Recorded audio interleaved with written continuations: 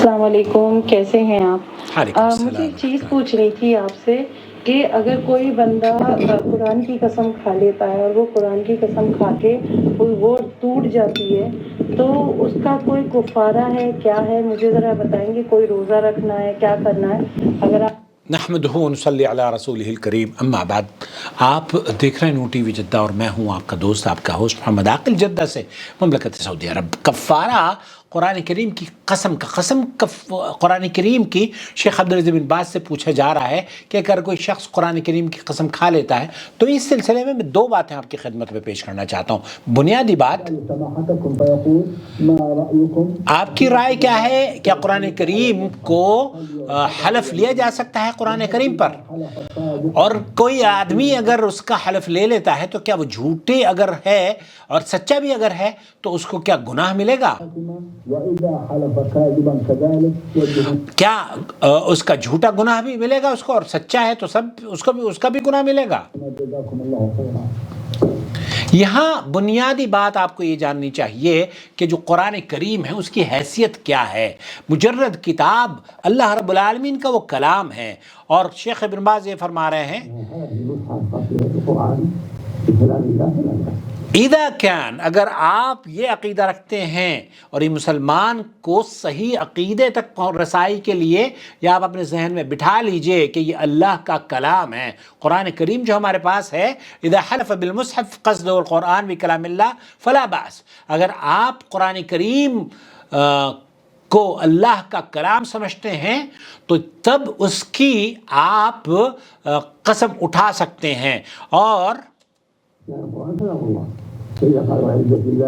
وعزت اللہ او کلام اللہ او بالمصحف وقصد القرآن، اس طریقے سے اگر کوئی آدمی کہتا ہے یا کہتا ہے والرحمن والرحیم والعزیز والحکیم، فہکذا اذا قال وعزت اللہ ورحمت اللہ وعلم اللہ وکلام اللہ، اس طرح سے اللہ کے چونکہ یہ پیارے پیارے نام ہیں تو یہ یحلف بصفت اللہ بصفات اللہ، تو ایک آدمی اللہ کی صفت میں سے یا اللہ کے کلام کا اگر کی قسم اٹھاتا ہے تو جائز ہے۔ البتہ شیخ ابن باز نے یہاں ایک دوسرے سوال کو جواب دیتے ہوئے فرمایا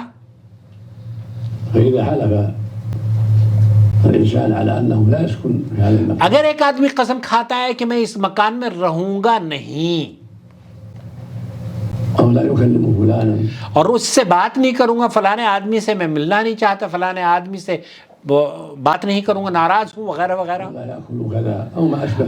اور میں یہ کام نہیں کروں گا، میں اس راستے سے نہیں جاؤں گا، یا میں ڈرانے کے لیے بیوی کو طلاق کے الفاظ یا اس طرح کے معنی کے لیتے ہوئے الفاظ کہہ دے، سواء علی المصحف او علی غیر مصحف، مصحف پر یہ ہاتھ رکھ کے یا غیر مصحف پر ہاتھ رکھ کے، ثم احب ان يفعل ذلك او فعله بأسباب، اب اگر اسے ان چیزوں کے کرنے پر وہ مجبور ہو جائے اور کر دیتا ہے پھر اسے یہ چاہیے کہ اگر وہ پورا نہ کر پائے تو پھر کفارۃ الیمین ہے، اگر وہ پورا نہ کر پائے پھر کفارۃ الیمین قسم کا کفارہ ہے، اذا كان المفعول مباحا شرعا، اذا كان المفعول مباحا شرعا، مثل سكن المنزل او اكل طعام فلان مباح، او جو جائز کام ہے نا ان کو کرنے کے لیے، ان بسنے کے لیے، کھانا کھانے کے لیے کچھ وعدہ کر لیتا ہے آدمی، تو پھر ان کو پورا کرے، اور نہ پورا کرنے کی شکل میں تو پھر لا بأس بكلامه، لأن النبي صلى الله عليه وسلم قال إذا حلفت على يمين فرأيت غیرها خیرا منها، فاقطع يمين وأت الذي هو خير۔ تو یہاں آپ کو اگر دو چیزیں ہیں، اگر آپ کے سامنے آپ نے اگر قسم کھائی ہے اور قسم کھا لی ہے کہ میں یہ کروں گا، لیکن آپ کے سامنے بہتر راستہ اس سے نظر آیا ہے جس سے آپ نے قسم کھائی ہے، مثال کے طور پر آپ نے کہا کہ میں یہ گھر لوں گا، اور آپ جب گھر لینے کے لیے گئے تو اس سے بہتر گھر نظر آ گیا ہے، تو اللہ کے رسول صلی اللہ علیہ وسلم نے فرمایا ہے پھر اس کا کفارہ دے دیجئے، اس کا کفارہ ہے اور آپ دوسرا گھر لے لیجئے۔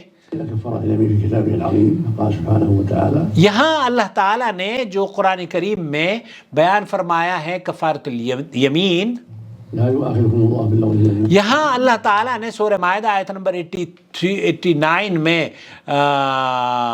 یہی ہے کفارۃ الیمین اطعام 10 مساکین، 10 مسکین کا کھانا کھلانا، ان کا لباس ان کو پہنا دینا، اور غلام آزاد کرنا، گردن چھڑا دینا، اور اسی طریقے سے اگر ان تمام چیزوں کو کوئی کرنے کی استطاعت نہ رکھے تو شیخ بن باز نے فرمایا پھر اسے 3 دن کے روزے رکھ لینے چاہیے. فسائل صام 3 ایام ولا ندری هل هو عاجزا ام لا، تو ایک آدمی نے اگر صحیح طور پر روزے رکھے ہیں اور وہ عاجز تھا تو قسم پوری کرنے کے تمام وہ دوسرے جو اللہ کے رسول صلی اللہ علیہ وسلم نے فرمایا نا کہ 10 مسکینوں کو کھانا کھلانا یا 10 مسکینوں کو کپڑے پہنا دینا، اگر ان چیزوں سے وہ عاجز تھا تب تو اس کے لیے جائز ہے. أو كسوتهم أو تحرير رقبة إن اعتقد.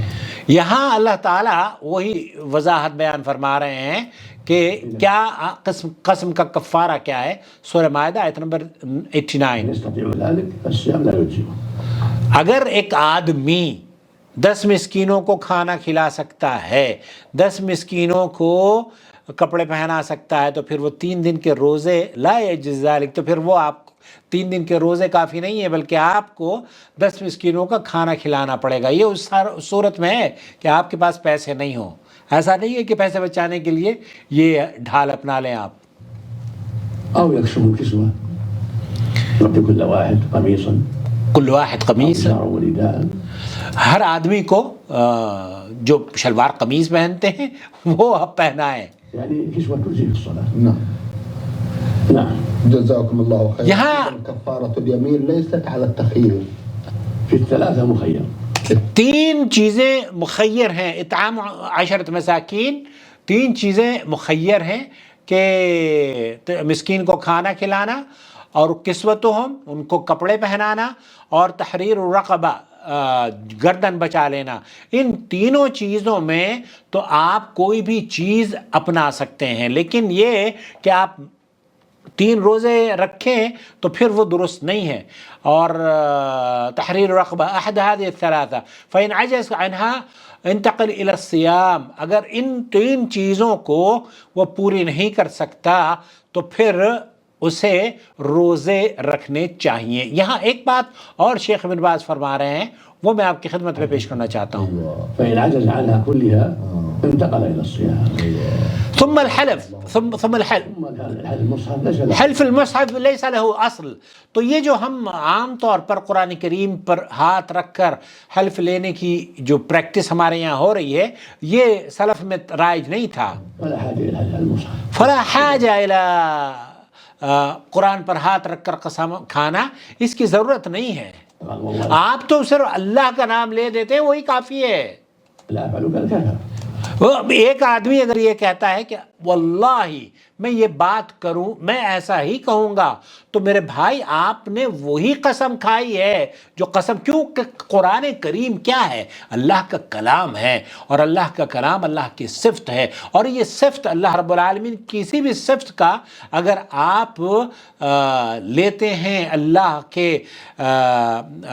کے اس کی قسم کھاتے ہیں تو یہ جائز ہے. تو پورے جو رکھی جاتی ہے نا ہاتھ رکھ کر قسم کھانا، یہ ضروری نہیں ہے. شیخ فرمانے اس کو چھوڑنا افضل ہے. ولا حاجة إلى آية المصحف ولا دليل على شرعية ذلك. ولا دلیل علی شرعیت ذلك، اس کی کوئی دلیل نہیں ہے کہ قرآن کریم کو لایا جائے اور اسی پر ہاتھ رکھ کر قسم کھائی جائے. والأولى عدم الحاجة إلى حلف المصحف. ولا وكل يمين يقول والله ما أفعل كذا والله العظيم ما أفعل كذا ويكفي. یکفی. شیخ کہہ رہے ہیں کہ اگر آدمی یہ کہتے ہیں نا واللہ ما افعل کذا، میں ایسا نہیں کروں گا، یہ کافی ہے. اس کو قرآن کی قسم کھانے کی ضرورت نہیں ہے. والله لا أزور فلان والله لا أكلم فلان. المقصود ليس هناك حاجة إلى إحضار المصحف. وإنما هذا شيء يفعله الناس من باب التشجيع على أنفسهم بدون دليل. تو یہاں اس بغیر دلیل کے عوام الناس میں اس طرز پر یہ ہو گیا ہے کہ ہم قرآن کریم کو ہاتھ اٹھا کر حلف لیا جاتا ہے. اس فتوے میں بھی یہاں شیخ ابن باز یہ فرما رہے ہیں، دیکھیے یہ اللہ کا کلام ہے. فهذا يمين لا بأس به، هذا يمين لا بأس به ولا حرج فيها والحمد لله مثل ما لو قال وعزة الله. یہاں اذا حلف بالمصحف قصده القرآن، لأن القرآن کلام اللہ وعزت اللہ وکلام اللہ والمصحف. یہاں مقصود یہ ہے کہ ایک آدمی اللہ کی جو قصد کلام اللہ فهذا يمين لا بأس به، تو جو اللہ کے ناموں کی قسم کھا لیتا ہے یا اللہ کی صفت کی قسم کھا لیتا ہے، یہ اس کے لیے ویسا ہی ہے جیسے کہ اس نے قرآن کریم پر قسم کھائی ہو. یہ تو قرآن کریم پر ہاتھ رکھ کر جو قسم کھائی جاتی ہے اس کی کوئی دلیل نہیں ہے، قرآن و سنت میں نہیں ہے. واللہ تعالی اعلم. صلی اللہ علیہ نبینا محمد وعلی آلہ وصحبہ اجمعین. والسلام علیکم ورحمۃ اللہ وبرکاتہ. وما أرسلنا من قبلك إلا رجالا نوحي إليهم فاسألوا أهل الذكر إن كنتم لا تعلمون. بالبينات والزبر وأنزلنا إليك الذكر لتبين للناس ما نزل إليهم ولعلهم يتفكرون.